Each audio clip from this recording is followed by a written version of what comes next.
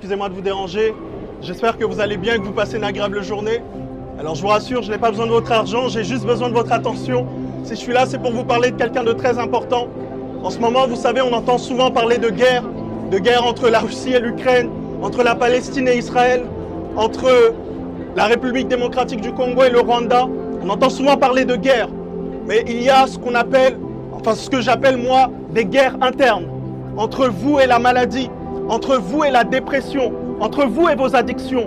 Et à cause de ces choses, vous n'avez pas de paix.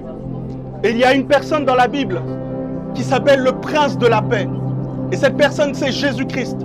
Lorsqu'il s'est adressé à ses apôtres, il leur a dit « Je vous laisse la paix, je vous donne ma paix. Je ne vous donne pas comme le monde donne. » Car oui, mesdames et messieurs, il y a une différence entre la paix du monde et celle de Dieu. La paix du monde dépend de ce que vous gagnez chaque mois. Elle dépend de ce que vous avez dans votre compte bancaire. Elle dépend de votre mari ou de votre femme. Mais la paix de Dieu, elle dépend de lui et de lui seul. Et cette paix, elle est éternelle.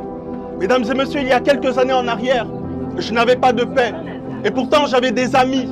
Et pourtant, je jouais avec eux au basket. J'écoutais de la musique avec eux. Mais je n'avais pas de paix. J'avais une profonde tristesse au-dedans de moi. Jusqu'au jour où je me suis approché de Jésus. Et il m'a rempli de sa paix. Mesdames et messieurs, je ne vous parle pas de religion, mais je vous parle d'un Dieu qui vous aime et qui est capable de vous remplir de sa paix.